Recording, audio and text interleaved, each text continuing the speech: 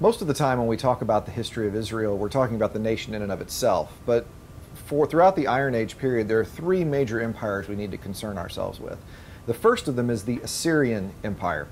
Now, where Israel is small and rather limited in its scope, and Syria and Judah and Tyre and the Phoenicians, all of those are rather small countries with their own tiny little problems. The Assyrians are major international superpower, on par with the Egyptians or the Hittites. They are a major empire. And the Assyrians were, I won't say they're the first, but they certainly were experts at using cruelty as a weapon. The Assyrians were very militaristic. They were very expansive. They would come and they would knock on your front gates and they would say, "Hi, we represent the Assyrian Empire, a growing opportunity that we would like you to be a part of."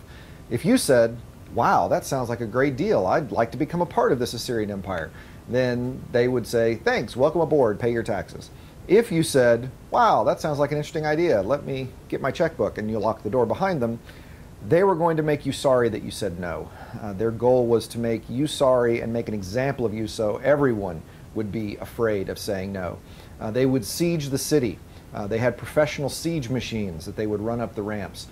They were skilled in this area, and they always won. They had vast military resources and human resources to outlast you every time. And when they did make you sorry for saying no. The lucky men would be beheaded. You typically always want to get in the beheading line. That's the easiest death to go with in the ancient world. And get up near the front while the sword's still sharp. We don't want someone hacking away at that. That's a bad idea. They'd behead the lucky ones. The less lucky ones, they would fillet, they would peel the skin off of, and they would stick them on posts outside the city.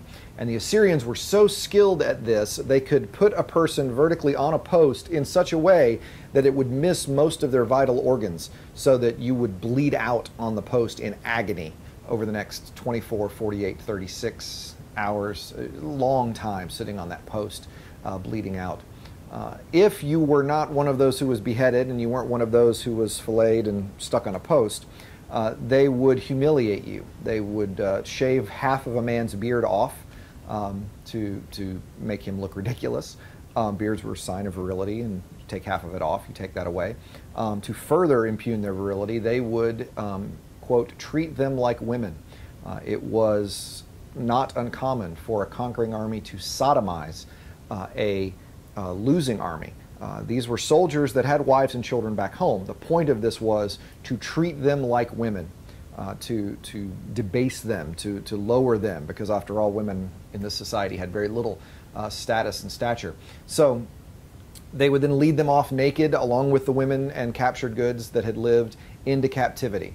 And they would make a record of this. They would have professional carvers who would carve out a record of a siege city in huge 8 by 10 foot carvings depicting the siege machines and the battle. And then they would line the walls of their palace with these bas-reliefs. And the idea is, if you were one of those cities that did agree to pay your taxes, they only come and pick the taxes up once. You've got to deliver after that. So when you come to bring your taxes, you have to walk down the halls of that palace and see what happened to everyone who didn't pay their taxes. It's a way of reminding you that it's better to pay your taxes and do what the king of Assyria says than not and end up like these people. That is the context of so many of the prophet's messages. In the 9th century, in the 8th century, Assyria is on the horizon, it's on its way.